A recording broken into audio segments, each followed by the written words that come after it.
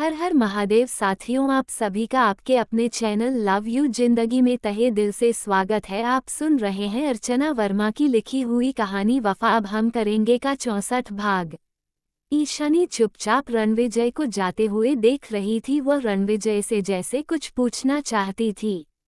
Sonography की report में उसे पता चला था कि उसे जुड़वा बच्चे होने वाले हैं, लेकिन जब होश में आई तो केवल एक बेटी ही थी। आखिर दूसरा बच्चा उसका कहाँ है? डॉक्टर ने कहा था कि बच्चे कमजोर है। रणविजय का धुआं धुआं चेहरा कुछ अलग ही कहानी कह रहा था। जो चीज पूछने की हिम्मत नहीं हो रही थी, शायद वह बताने की हिम्मत रणविजय भी नहीं कर पा रहा था। दर्द और दुख से ईशानी ने अपनी आंखें बंद कर ली, पर गोद में एक नन्ही सी जिंदगी थी जिनका स्वागत खुले दिल से करना था ना। ईशानी ने धीरे से अपनी बेटी के सर पर हाथ रख दिया। ठीक उसी समय डॉक्टर तब बेटी कैसी है तुम्हारी? डॉक्टर ने पूछा। ईशानी ने डॉक्टर की तरफ देखा। I am sorry message Ranaut, हमारे पास सिर्फ एक को बचाने का ऑप्शन था, जो बात रनुजा नहीं कर सकता था। ईशानी को डॉक्टर ने बता दिया, आपके हस्बैंड ने मुझे मना किया था आपसे यह बात कहने के लिए। ईशानी की आंखों में आंसू देखकर डॉक्टर बोली, नो नो डॉक्टर, कोई बात नहीं, मैं खुद कभी भी उसे इस बात का जिक्र नहीं करूंगी। ऊपर वाले ने हमें जो यह अनमोल तोहफा दिया है, हम इसी के साथ खुश हैं। ईशानी ने अपनी बेटी को देखते हुए कहा। अपने दिल में अपने एक बच्चे को खोने का दर्द दबे हुए रणविजय सबसे हंसते मुस्कुराते हुए ही मिल रहा था। वह अपनी बेटी के आने की खुशी को किसी भी हाल में काम नहीं करना चाहता था। जिसके आने की उम्मीद नहीं, उसके जाने का मातम कैसा। यही सोचकर रणविजय ने खुले दिल से अपनी बेटी, अपनी जिंदगी का स्वागत किया था। पर प्रॉब्लम केवल एक नहीं थी, न जाने किस लिए अधिराज जी ने उसे अपने साथ बुलाया था। तुमसे कुछ बात करनी थी। कमरे से निकलकर अधिराज जी ने रणविजय से कहा। कहिए। रणविजय ने गौर से उनकी तरफ देखा। वह काफी परेशान लग रहे थे। कहीं और चलकर बात करें, अधिराज जी ने इधर उधर देखते हुए कहा। रणविजय ने एक नजर अंदर डाली। ईशानी नैना जी से बातें कर रही थी और नव्या, आदित्य और शिवम शिवी के साथ खेलने में मस्त थे। चलिए। रणविजय ने उन्हें हॉस्पिटल के कैफेटेरिया की तरफ चलने का इशारा किया।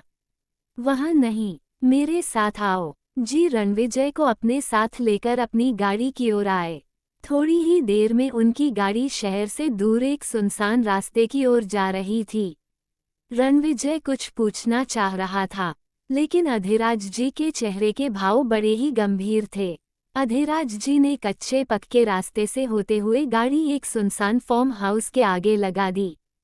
फार्म हाउस के बाहर सिक्योरिटी बहुत टाइट थे। ये अधिराज जी का फार्म हाउस था, प्राकृतिक खूबसूरती से सजा हुआ।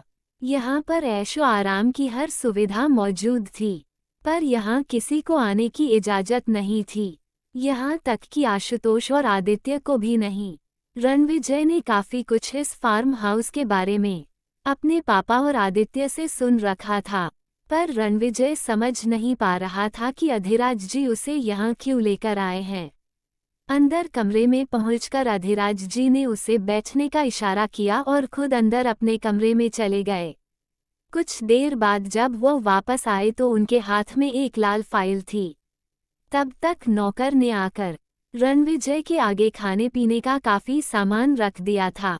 अधिराज जी ने हाथ के इशारे से नौकर को वहां से जाने का इशारा किया और रणविजय से पूछा, तब आज अपनी बेटी को गोद में लेकर कैसा महसूस कर रहे थे? इस माहौल में अधिराज जी के ऐसे सवाल को सुनकर रणविजय को काफी हैरानी हुई। क्या आप इस बात को पूछने के लिए मुझे यहाँ लेकर आए हैं? ये बात तो वहाँ हॉस्पिटल में भी पूछी जा सकती थी। रणविजय ने मन में कुछ सोचते हुए अधिराज जी की तरफ ध्यान से देखते हुए कहा। नहीं, पर अब जो मैं तुमसे कहने या बताने जा रहा हूँ, उसके लिए मन में एक पिता का भाव होना बहुत जरूरी है। अधिराज जी ने रणविजय के आगे फाइल कर दी। यह क्या है? अधिराज सिंह के हाथों से फाइल लेते हुए रणविजय ने पूछा। ये रॉयल्स राजपूताना के ओरिजिनल पेपर की कॉपी है, और इनके साथ तुम्हारे दादाजी की वसीयत की कॉपी भी है। मैं चाहता हूँ कि तुम इसे पढ़ो। अधिराज जी ने टेबल पर से पानी का गिलास उठाते हुए कहा। रणविजय ने कुछ न समझते हुए फाइल को पढ़ना शुरू किया। इस दौरान उसके चेहरे के भाव बन और बिगड़ रहे थे, जिसे अधिराज सिंह काफी गौर से नोटिस कर रहे थे। फाइल खत्म करने के बाद रणविजय ने अधिराज सिंह की तरफ देखा। उसकी आंखों में कई सवाल थे। यह क्या है? ऐसा कैसे हो सकता है? अधिराज जी को चुप देखकर रणविजय ने पूछा। कैसे हो सकता नहीं है, बल्कि हो चुका है। मैं जानता हूँ कि रणधीर ने जो भी बीते दिनों में किया है वो बहुत गलत है, और आगे जो वह करने जा रहा है वो उससे भी ज्यादा गलत होगा। लेकिन मैं चाहता हूँ कि तुम इस एंगल से भी उसकी परेशानी समझने की कोशिश करो। अधिराज जी ने अपनी बात साफ की। मैं आपकी बात समझ नहीं पा रहा हूँ, प्लीज खुलकर कहिए, रणविजय ने कहा। इस फाइल को पढ़ने के बाद तुम्हें इतना तो जरूर समझ में आ गया होगा कि इस पूरे रॉयल्स राजपूताना के इकलौते वारिस तुम हो, क्योंकि पूरे रॉयल्स राजपूताना ग्रुप में सबसे ज्यादा 52% shares Ranaut group of industries के हैं। और मुझे ये कहने और मानने में भी कोई परहेज नहीं कि तुम हमारा एक नायाब हीरा भी हो। पर इस हीरे की कीमत तभी तक है जब तक कि तुम्हारे साथ तुम्हारी बीवी और बेटी है। इस वसीयत में तुम्हारे दादाजी ने साफ साफ लिखा है कि रणविजय की शादी उसके 22 वर्षीय जन्मदिन पूरा करने से पहले हो जानी चाहिए, और रणविजय पूरे रॉयल राजपूताना का इकलौता मालिक हो जाएगा। जाने अनजाने तुमने ईशानी से शादी करके उनकी यह कंडीशन पूरी कर दी है। पर असली मुश्किल यह है कि इसका जो सेकंड कंडीशन है उसमें उन्होंने साफ साफ लिखा है कि अगर किसी कारण से रणविजय और उसकी पत्नी अलग होते हैं तो ऐसे में सारी संपत्ति तुम्हारे बच्चे के नाम हो जाएगी। ऐसी कंडीशन में तुम्हें या तुम्हारी पत्नी को संपत्ति की खरीद फरोख्त का कोई अधिकार नहीं रहेगा, पर उससे जुड़े हुए किसी भी निर्णय को लेने का अधिकार तुम्हारी पत्नी को होगा। और अगर किसी कारण से तुम्हारी बीवी या बच्चे को कुछ हो जाता है या फिर वह लापता हो जाते हैं तो सारी संपत्ति ट्रस्ट में चली जाएगी।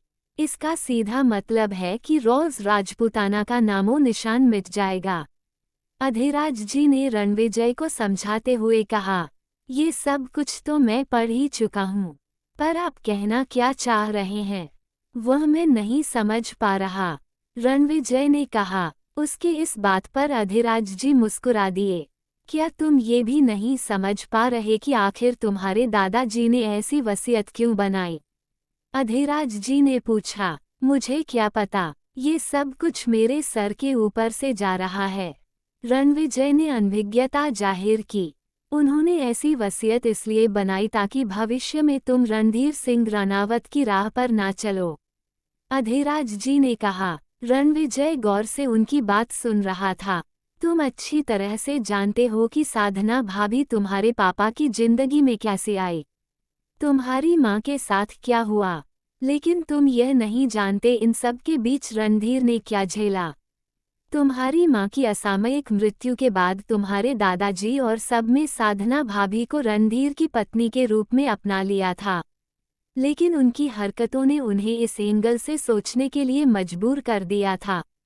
खुद रणधीर इस चीज के लिए पछता रहा था कि उसने हीरे की कदर ना करके एक कोयले को उठा लिया है। एक ऐसी लड़की जिसने एक एक पैसे की तंगी देखी थी, इतनी संपत्ति पाकर वह हवाओं में उड़ने लगी थी। अधिराज जी ने कहा, ये सब कुछ आप मुझे क्यों बता रहे हैं? क्योंकि इन सब चीजों को जानना अब तुम्हारे लिए बहुत जरूरी हो गया है। कुछ चीजें ऐसी हैं जो कि अगर मैं शक के आधार पर तुमको बता भी देता हूं तो तुम मुझ पर विश्वास नहीं करोगे, और तुम्हें उन पर विश्वास दिलाने के लिए मेरे पास कोई पुख्ता सबूत नहीं है। पर फिर भी मैं तुमसे बस इतना कह रहा हूँ कि यह संपत्ति की बहुत बड़े साजिश को जन्म देती है, और तुम्हारे दादाजी ने अपनी मेहनत से कमाई हुई दौलत को सुरक्षित करने के लिए ऐसा ठोस कदम उठाया था। और तुमसे भी भविष्य के लिए यही आशा करता हूँ कि तुम उनकी इच्छा का मान रखोगे। पर इस वसीयत में तो साफ साफ लिखा है कि हमारे पास भी इस संपत्ति को बेचने का अधिकार नहीं। रणविजय ने उनकी उलझी हुई बात का उलझा हुआ ही उत्तर दिया। ऐसा नहीं था कि रणविजय उनकी बात का मतलब नहीं समझ रहा था, लेकिन जब वो खुलकर बोलने से परहेज कर रहे थे तो रणविजय ने भी पलटकर सीधा जवाब देना सही नहीं समझा। इसका मतलब कि तुमने ध्यान से पूरी वसीयत पढ़ी ही नहीं। जब तक तुम तीनों एक साथ एक परिवार के रूप में हो, तुम्हारे पास संपत्ति को खरीदने बेचने का अधिकार है। अधिराज सिंह अपनी जगह से उठते हुए बोले। उन्होंने रणविजय के पीछे जाकर उसके कंधे पर हाथ रखते हुए कहा, और तुमसे भी ज्यादा इस संपत्ति को बेचने का हक ईशानी के पास है। यानी कि डैड के दिल में डर है कि ईशानी इस संपत्ति का कोई गलत उपयोग कर सकती है या फिर रानावत ग्रुप ऑफ इंडस्ट्रीज को बर्बाद कर सकती है। रणविजय ने अधिराज जी से कहा। अधिराज जी ने हाँ में सिर हिलाया। क्या मुसीबत है? रणविजय अपने आप में बोला। अधिराज जी को उसकी बात सुन गई। ये मुसीबत सिर्फ रानावत ग्रुप ऑफ इंडस्ट्रीज की नहीं है रणविजय, ये पूरे रॉयल्स राजपूताना की है। क्योंकि मैंने पहले भी तुमसे बताया कि रानावत ग्रुप सबसे ज्यादा प्रतिशत का शेयर होल्डर है, और ऐसे में अगर रानावत ग्रुप रॉयल राजपूताना से बाहर होता है तो पूरा का पूरा रॉयल राजपूताना बर्बाद हो जाएगा। मुझे लगता है कि अब तुम्हें समझ में आ गया होगा कि क्यों हम तुम्हारी शादी नव्या से करवाना चाहते थे और क्यों रणधीर ईशानी के साथ तुम्हारी शादी के खिलाफ है। अधिराज जी ने रणविजय से कहा। पर मैं या ईशानी ऐसा क्यों करेंगे? हमें तो इन सब चीजों से कोई मतलब ही नहीं। अगर डैड को पूरा मालिकाना हक चाहिए तो मैं सारे संपत्ति उनके नाम ट्रांसफर करने के लिए तैयार हूँ। बस वह मुझे चैन से जीने दे, रणविजय ने कहा, जो कि अब संभव नहीं है। अधिराज जी ने एक लाइन में कहा। क्या मतलब आपका? अगर आज इस बच्ची का जन्म नहीं हुआ होता तो तुम ये काम कर भी सकते थे, पर इस बच्ची के जन्म के बाद तुम्हें ये काम करने का अधिकार भी नहीं है। इस बात को भी वसीयत में क्लियर किया गया है। हाँ, ईशानी चाहे तो ये काम कर सकती है। इस बच्ची के जन्म के बाद रानावत ग्रुप की 50% की मालकिन हो चुकी है। अधिराज जी ने बात क्लियर की। मैं तुम्हें ये सब इसलिए बता और समझा रहा हूँ क्योंकि जब से तुमने रानावत ग्रुप ऑफ इंडस्ट्रीज छोड़ी है तब से उसके कई महत्वपूर्ण टेंडर लीक हुए हैं, जिसके कारण उसे काफी नुकसान उठाना पड़ा है। ये बात तुम भी जानते हो, और अगर ऐसा ही चलता रहा तो वह दिन दूर नहीं जिस दिन रानावत ग्रुप पर ताला लग जाएगा। अधिराज जी काफी चिंतित थे। आप चिंता मत करिए अंकल, ऐसा कभी नहीं होगा। रणविजय को जाने क्यों उनकी बात बहुत बुरी लगी, पर फिर भी उसने उनको भरोसा दिलाना चाहा। वो अभी उनकी बात को सोच ही रहा था कि कैसे चिंता ना करूं रणविजय। मझधार में जब नाव डूबने लगती है तो उसे मांझी का सहारा रहता है कि उसकी कोशिशों से कभी ना कभी तो उसे किनारा मिल जाएगा, लेकिन जब मांझी ही खुद ही नाव डुबाना चाहता हो तो उसे कौन बचाएगा? अधिराज जी ने रणविजय की तरफ देखते हुए सवाल किया।